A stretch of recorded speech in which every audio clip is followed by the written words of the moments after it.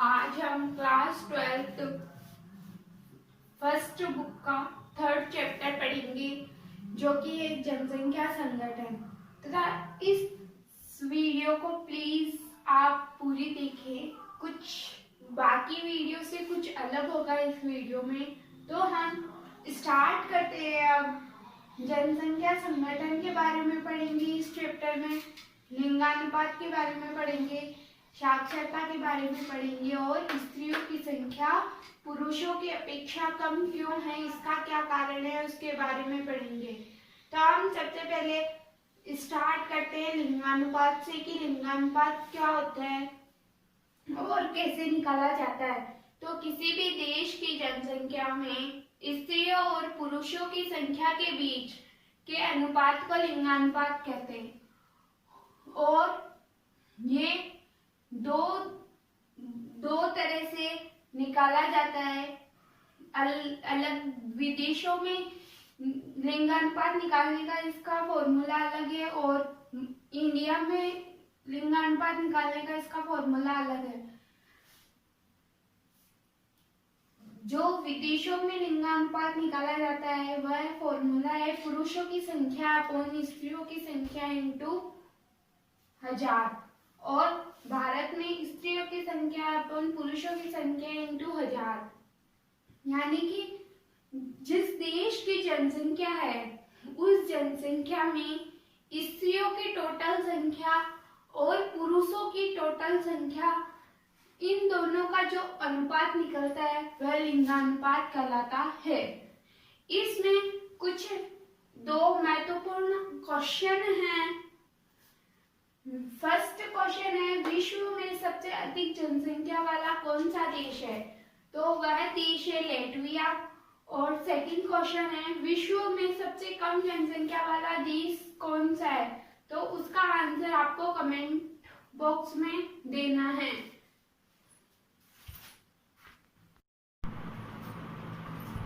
Next topic है हमारा साक्षरता। ये साक्षरता क्या होता है? वह व्यक्ति जो अपने रोजमर्रा के जीवन में एक साधारण और सरल वाक्य समझ, लिख और पढ़ सके, उसे हम साक्षर कहते हैं। यानी कि नॉर्मल भाषा में हम जिसे पढ़ा लिखा कहते हैं, या वह व्यक्ति जो आसानी से कुछ लिखा वो उसे पढ़ सके, पढ़कर समझ सके और उसको अपनी भाषा में दूसरों को समझा सके, उसे हम साक्षर कहते हैं। तथा भारत में सर्वाधिक साक्षर वाला राज्य जो है वह है केरल। और भारत में सबसे निम्न साक्षर वाला जो राज्य है वह आपको बताना है कमेंट बॉक्स में कि भारत में सबसे निम्न साक्षरता वाला राज्य कौन सा है। तो और भारत में सर्वाधिक साक्षरता वाला राज्य है केरल और सबसे निम्न साक्षरता वाला आपको बताना है। नेक्स्ट है वृद्ध होती जनसंख्या।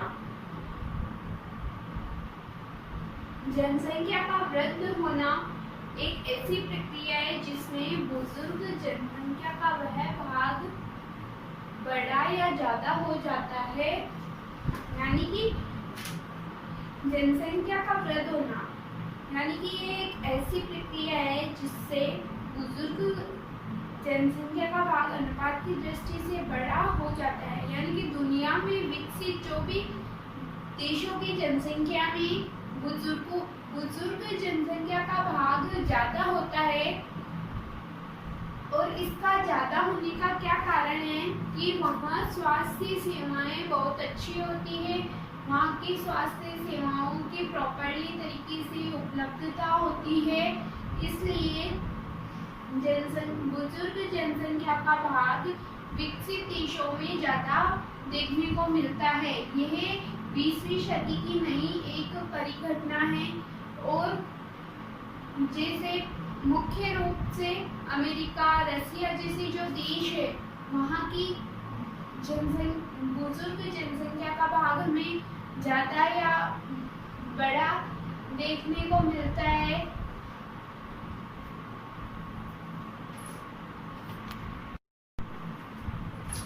नेक्स्ट टॉपिक है हमारा आयु संरचना कि आयु संरचना क्या होता है। आयु संरचना को 3 वर्गों में विभाजित किया गया है। प्रथम है 0 से 14 वर्ष की आयु के, और सेकंड है 15 से 59 वर्ष की आयु के, और थर्ड है 60 प्लस, यानी कि 60 और 60 से ऊपर की जितनी भी आयु वर्ग है वह सभी। तो सबसे पहले हम 0 से 14 आयु वर्ग पढ़ते हैं। यह जनसंख्या आश्रित जनसंख्या होती है। इसमें बच्चे शामिल होते हैं जिनकी वजह से आर्थिक विकास धीमा होता है।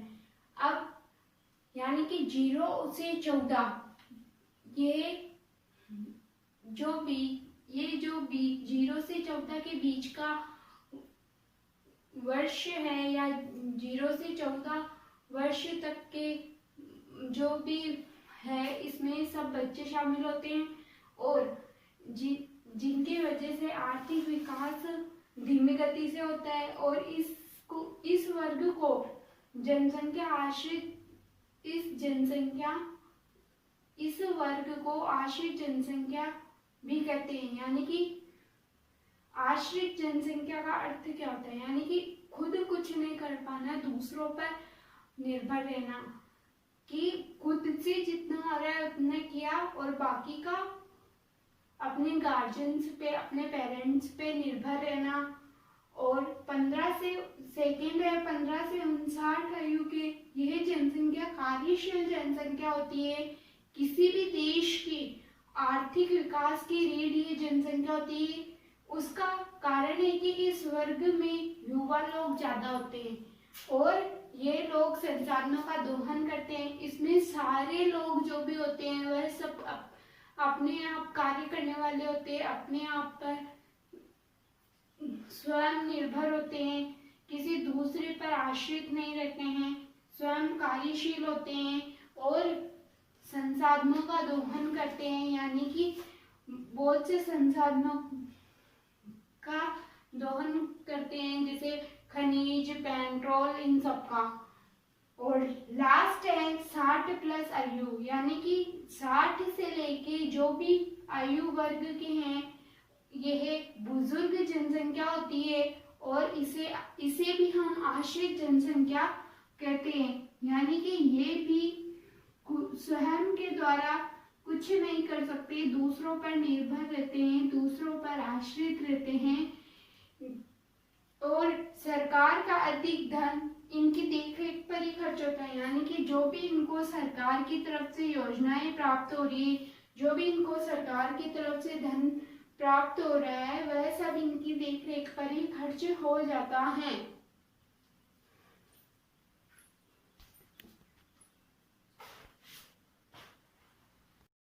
नेक्स्ट टॉपिक हम पढ़ते हैं ग्रामीण तथा नगरीय जनसंख्या संगठन। कि ग्रामीण और जो नगरीय क्षेत्र हैं उन दोनों में क्या फर्क होता है, या वहाँ पर निवास करने वाले जो लोग हैं उनमें क्या फर्क होता है। इस तरीके से हम समझ सकते हैं इसको कि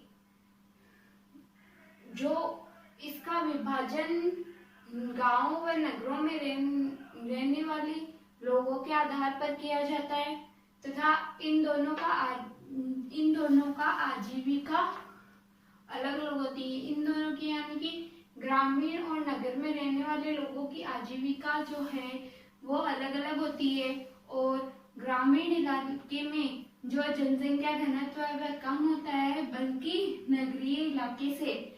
और ग्रामीण क्षेत्र जो है ज्यादातर पशुपालन कार्य और कृषि कार्य में संलग्न होते हैं।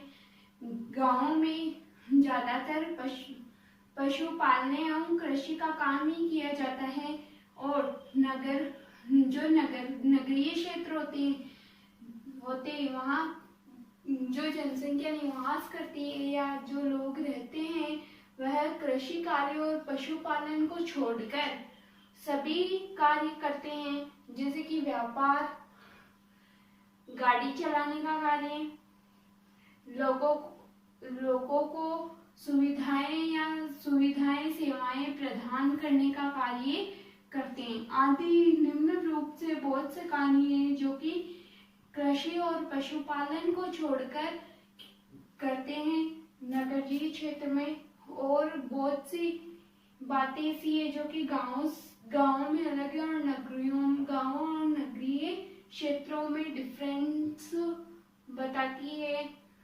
तथा गाँव में लोग अपने नॉर्मल, जिसे हम बोलते हैं नॉर्मली, जीवन जीते हैं तथा वह अपने कृषि और पशुपालन कार्यों में ही ज़्यादा ध्यान देते हैं एवं उनको कृषि और पशुपालन कार्यों के बारे में जितनी जानकारी प्राप्त होती है उतनी ज़्यादा किसी और दूसरे कार्य में शायद नहीं होती है। और नगरीय जो क्षेत्र है वहाँ लोग कृषि और पशुपालन कार्य को करना पसंद नहीं करते हैं, बहुत कम, ना यहाँ हम कह सकते हैं ना के बराबर लोग नगरों में पशुपालन या कृषि कार्य करते हैं।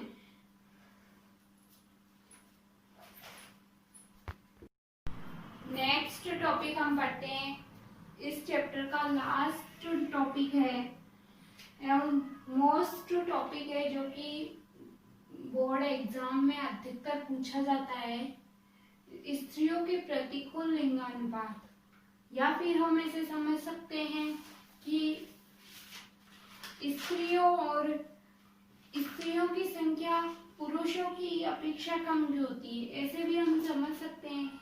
या फिर स्त्रियों और पुरुषों से मतलब स्त्रियों के साथ इतना भेदभाव क्यों किया जाता है, उसका क्या कारण है। तो हम इस टॉपिक के बारे में पढ़ते हैं कि स्त्रियों को आगे बढ़ने से ऐसे कौन से कारण हैं जो स्त्रियों को आगे बढ़ने से रोकता है। तो आज के देश के सामने विकट समस्या है कि लड़कियों का अनुपात लड़कों की अपेक्षा कम होता जा रहा है। ऐसा क्यों है, ऐसा क्या कारण है। सबसे बड़ा कारण है कि कन्या भ्रूण हत्या, कि उसको जन्म से पहले मार देना या जन्म होते ही उसको मार देना, तो ये एक बड़ा घिनौना अपराध है। और ये करके मनुष्य आज और कल दोनों को अंधकार बना रहे हैं, यानी कि लड़की को पैदा होने से पहले मार देते हैं, या कुछ ऐसे होते हैं जो कि लड़की के पैदा होते ही मार देते हैं। और मतलब स्त्रियों के प्रति या लड़कियों के प्रति हम माने तो लोगों की थिंकिंग नेगेटिविटी की तरफ हमेशा होती है, जबकि लोगों की थिंकिंग पॉजिटिविटी की तरफ होनी चाहिए।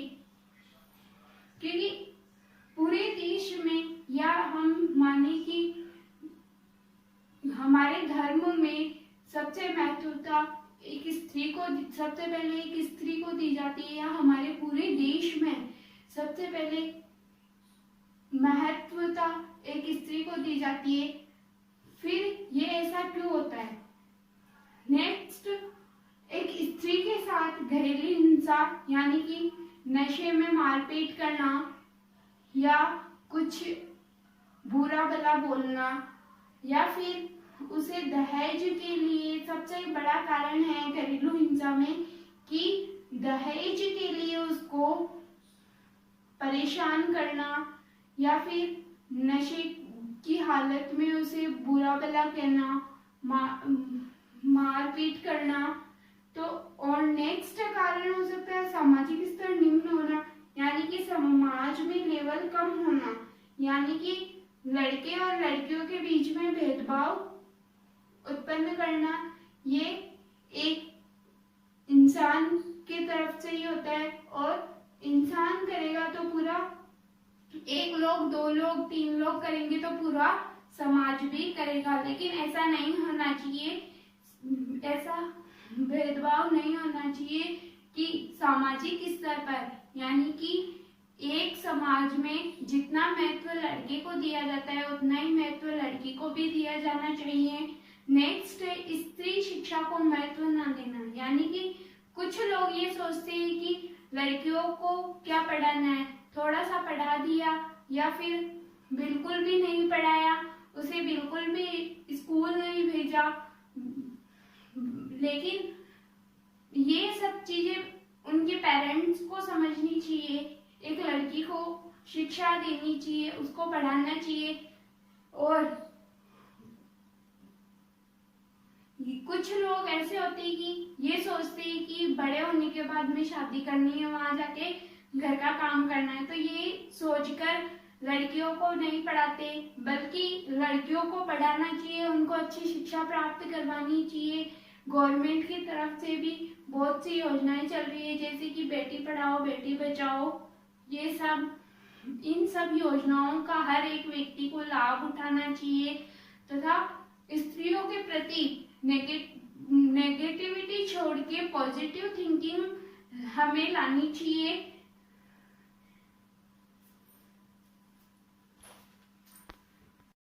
मैं आपको बेटी बचाओ बेटी पढ़ाओ के ऊपर कुछ पंक्तियाँ सुनाना चाहूँगी। सर्वधर्म में सबसे ऊपर नारी हैं, सर्वधर्म में सबसे ऊपर नारी हैं, ये बेचारी नहीं राजकुमारी है, ये बेचारी नहीं राजकुमारी है। निर्मल है तो गंगा का पवित्र पानी है, ज्ञानी सरस्वती की निशानी है, ज्ञानी सरस्वती की निशानी है, निडर दुर्गा की छाया है।